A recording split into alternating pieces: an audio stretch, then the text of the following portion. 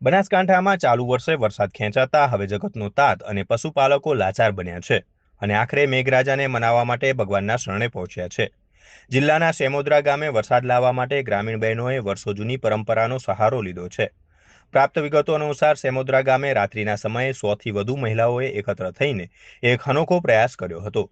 ગ્રામીણ બહેનોએ માટીમાંથી ઢુંડિયા બાપજીની મૂર્તિ બનાવી હતી અને આ મૂર્તિને માથે ઉપાડીને મેઘરાજાને મનાવવાના વર્ષો જૂના પરંપરાગત ગીતો ગાઈને આખા ગામમાં ઘરે ઘરે ભ્રમણ કર્યું હતું।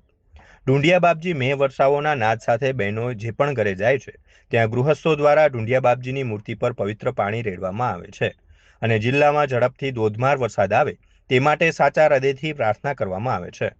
બનાસકાંઠા જિલ્લામાં હજુ સુધી પૂરતો વરસાદ ન આવતા સૌથી વધુ મુશ્કેલી પશુપાલકો અને ખેડૂતોને પડી રહી છે।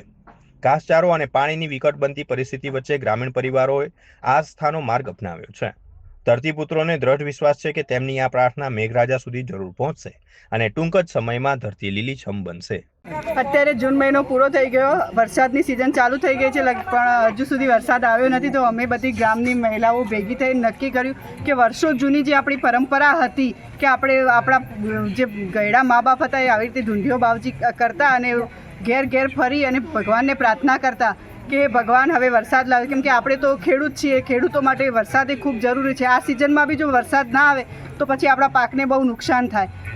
એ વિચારી અને અમે લોકોએ આજ આ જે જૂની પ્રથા હતી એ પ્રમાણે ચાલુ કર્યું છે અને આખા ગામમાં કરીએ છીએ।